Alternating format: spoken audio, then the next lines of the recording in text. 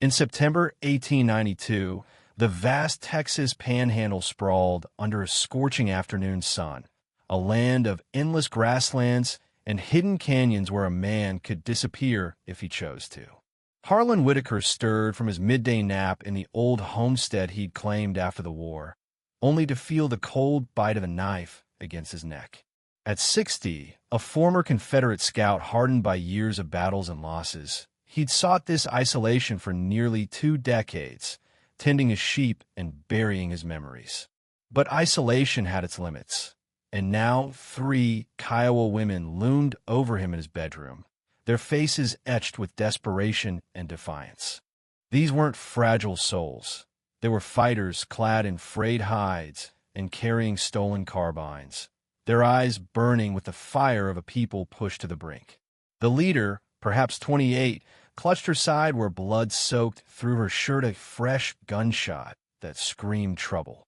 They tied his hands with rawhide strips while he dozed, efficient and silent.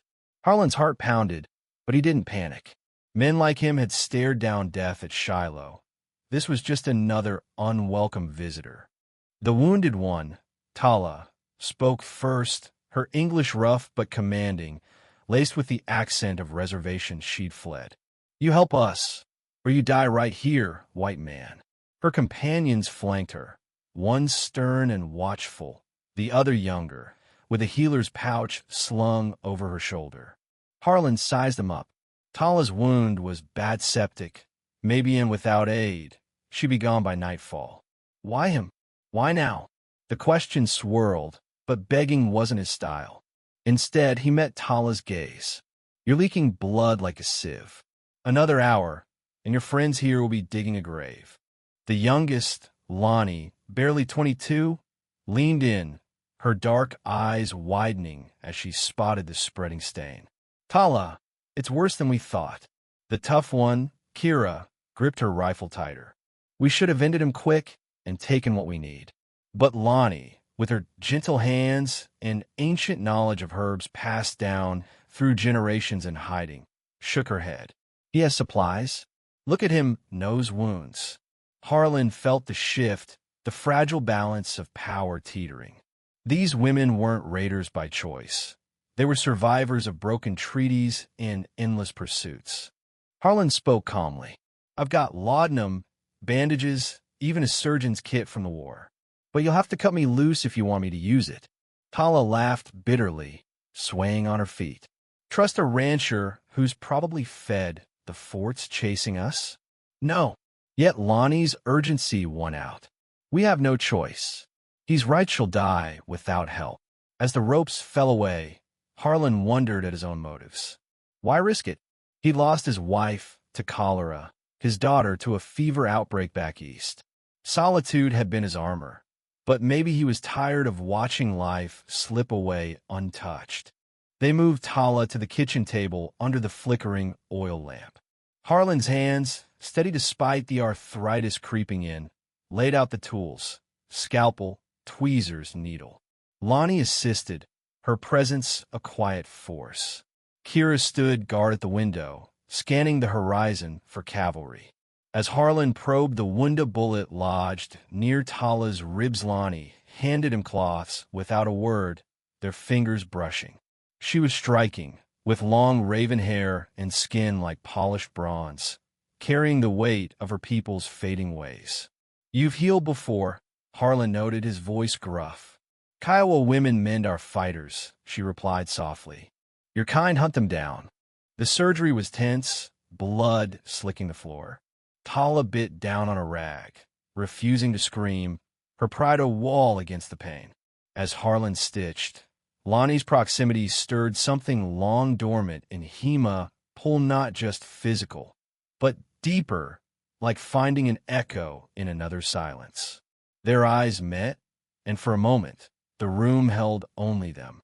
Wrong. He thought she's young enough to be kin, but the hunger was real, mutual, sparking debates in his mind about age, race, and forbidden lines. Why did society draw them so harshly? It irked him, this unspoken taboo, fueling an inner rage at a world that dictated who could connect. Then, gunshots echoed across the plains distant, but closing. Kira hissed, "Troopers!" A patrol, maybe 10 strong. Panic surged.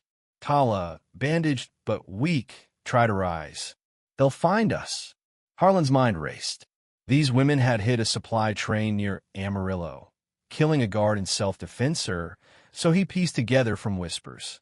The army wanted blood. "There's a storm cellar under the rug. It'll fit you 3. Lonnie grabbed his arm.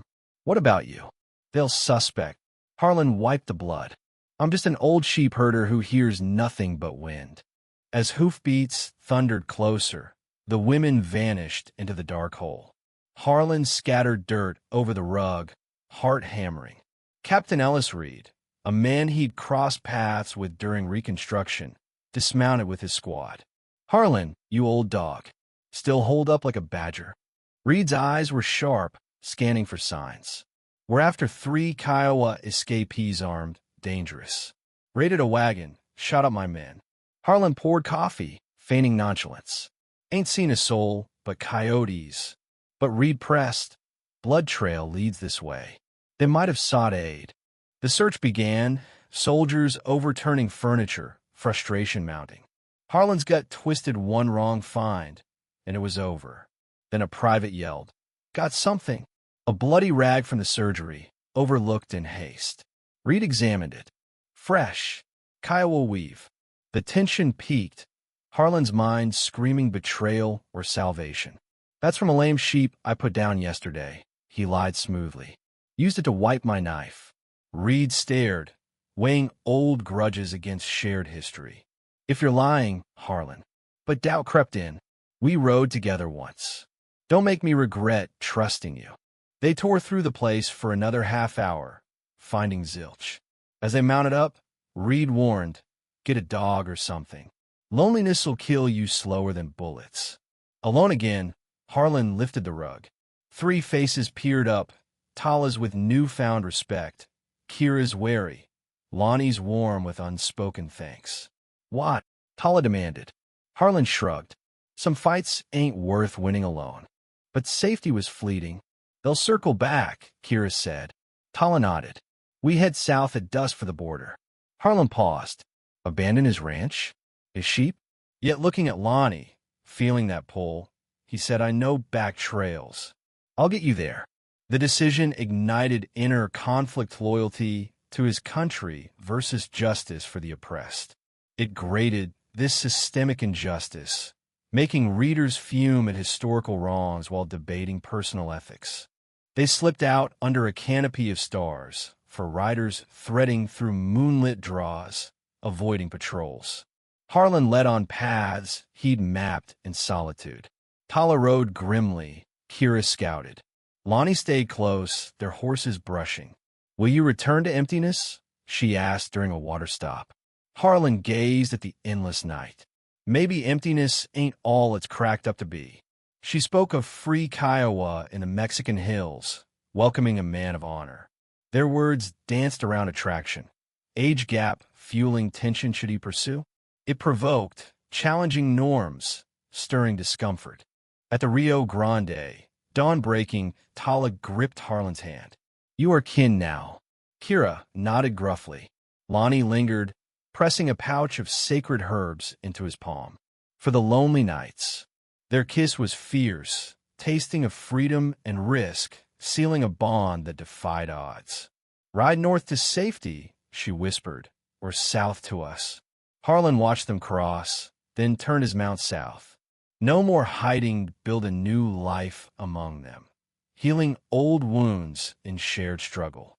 In the Sierra Madre, he found purpose, marrying Lonnie in a quiet ceremony, fathering children who bridged worlds, living to 85 as a bridge between cultures.